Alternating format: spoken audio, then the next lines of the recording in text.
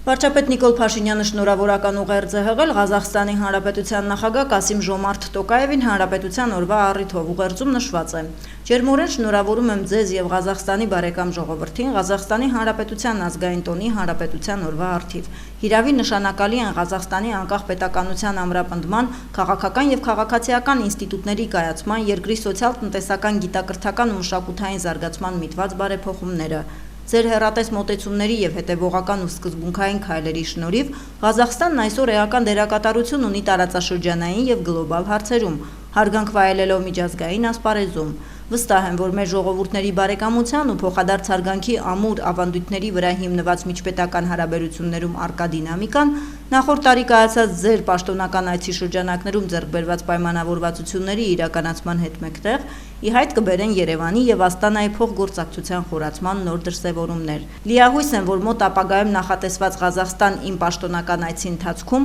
մենք կքննարկենք Հայաստան-Ղազախստան միջպետական օրակարգը ի նպաստ բարեկամության, բարօրության եւ դեպի ապագան միտված երկկողմ ռազմավարական հարաբերությունների առաջմղման։ Օգտվելով առիթից մաղթում եմ ձեզ քաջառողջություն եւ նորանոր հաջողություններ ձեր գործունեության մեջ ի շահ Ղազախստանի բարեկամ ժողովրդին։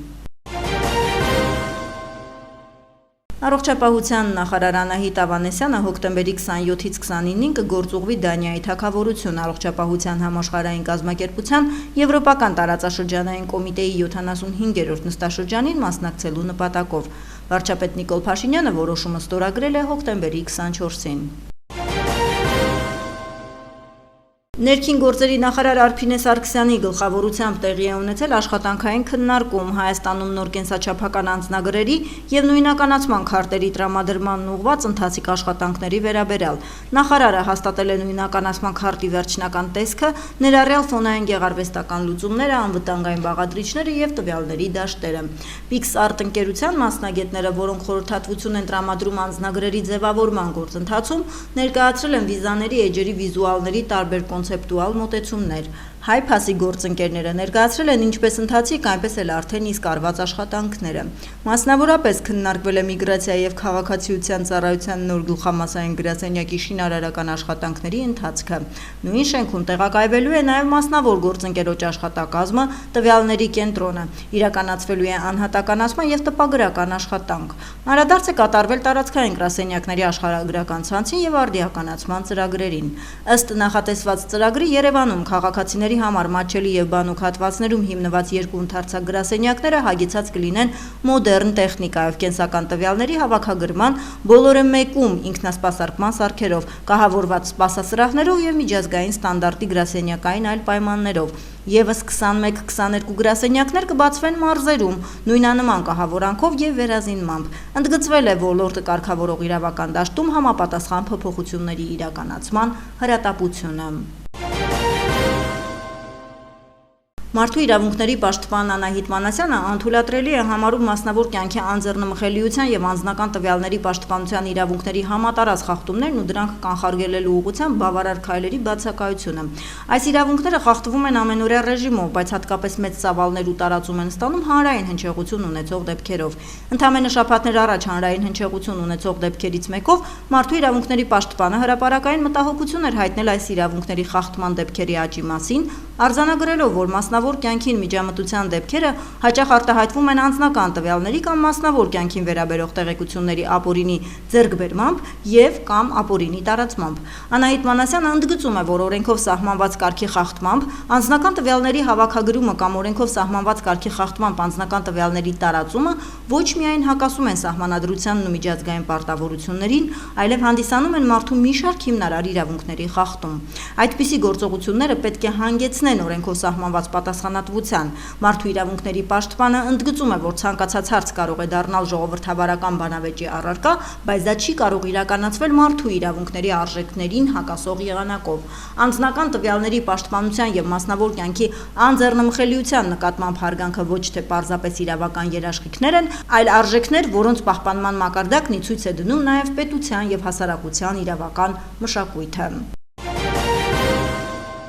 Օրերը Զվարթնոց օդանավակայանի կարգո-բեռնային համալիրում պետական եկամուտների կոմիտեի մաքսանենգության դեմ պայքարի վարչության աշխատակիցները էլեկտրոնային առևտրի եւ օդային տրանսպորտով իրականացվող փոխադրումների վարչության աշխատակիցների հետ համատեղ մաքսային զննման են ենթարկել Միացյալ Նահանգներից Հայաստանի Հանրապետություն ներմուծված առաքանին։ Արդյունքում բացի անձնական օգտագործման իրերից հայտնաբերվել են քսուկի տարաներ, որոնց մեջ առկա են եղել ընդհանուր 675 գրամ համակաշով սպիտակ փոշենման կոկային տեսակի թմրամիջոցի նմանվող զանգվածներ։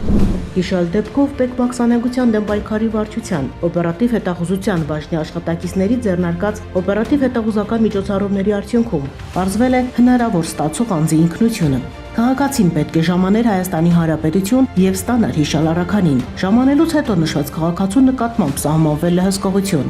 Ձեռնարկված անհետաձգելի վերահսկելի մատակարարում եւ գնում օպերատիվ հետախուզական միջոցառումների շրջանակում կոկային տեսակի թմրամիջոցի փոխարեն փոխանինված նմանատիպ այլ զանգվածների պարունակությամբ միջազգային սուրհանդակային առաքանի ստանալուց հետո ձերբակալվել եւ կոմիտեի մաքսանենգության դեմ պայքարի վարչություն է տեղափոխվել Ուկրաինայի քաղաքացի Ա.Բ.-ն։ Միաժամանակ օպերատիվ հետախուզական միջոցառումների արդյունքում ձեռք են բերվել տվյալներ, որ Ուկրաինայի քաղաքացին առաքանի ստանալուց եւ թմրամիջոցներն իրացնելուց հետո կրկին թմրամիջոցներով առաքանի ստանալու նպատակով պետք է մեկներ Խորվաթիայի Հանրապետություն։ Ստացված տեղեկությունները փոխանցվել են Խորվաթիայի Հանրապետության իրավապահ մարմիններին, ովքեր զննման են ենթարկել առաքանին եւ հայտնաբերել են 1300 գրամ հաշիշի յուղ տեսակի թմրամիջոց։ Ձերբակալված քաղաքացին տեղափոխվել է Հայաստանի Հանրապետության քննչական կոմիտեի տնտեսական հանցագործությունների եւ մաքսանենգությունների քննության գլխավոր վարչություն, որտեղ Հայաստանի Հանրապետության քրեական օրենսգրքի 393-րդ եւ 399-րդ հոդվածների հատկանիշներով նախաձեռնվել է քրեական վարույթ, որի շրջանակում նա ձերբակալվել է։ 12 սուրբ վարդապետերի հիշատակության օրն է նշվում։ Այս հայրերը կամ վարդապետները եղել են առաքինի կյանքով ու նկարագրով հռչակված անձնավորություններ, որոնք եկեղեցու կողմից դասվել են սրբերի կարգը ու ճանաչվել որպես ընդհանրական եկեղեցու մեծ հայրեր, սուրբ գրքի հեղինակավոր մեկնիչներ, քրիստոնեական հավատի ուղղափառ ավանդապահներ։ 12 վարդապետների գործունեության կարևորագույն առանցքն ուղղափառ հավատի պահպանությունն ու անաղարտ փոխանցումներ ծերունդներին։ Քրիստոնեության հիմնադրման օրվանից իսկ գոյություն են ունեցել հերետիկոսություններ, հերձվածներ, որոնց հետևորդները սխալ ընկալելով ու մեկնաբանելով Աստծո խոսքը զարգացրել են թյուր պատկերացումներ եւ մոլար ուսմունքներ, կապված քրիստոնեական վարդապետության հիմնարար սկզբունքների հետ։ Բայց ի հակադրություն նրանց եկեղեցու 12 վարդապետները ամբողջության մեջ ըմբռնելով աստվածային հայտնությունը տվել են վարդապետական առանցքային դրույթների եւ սկզբունքների ճշգրիտ մեկնությունը, ուղղափառության սահմանների մեջ զարգացնելով եկեղեցական աստվածաբանությունը։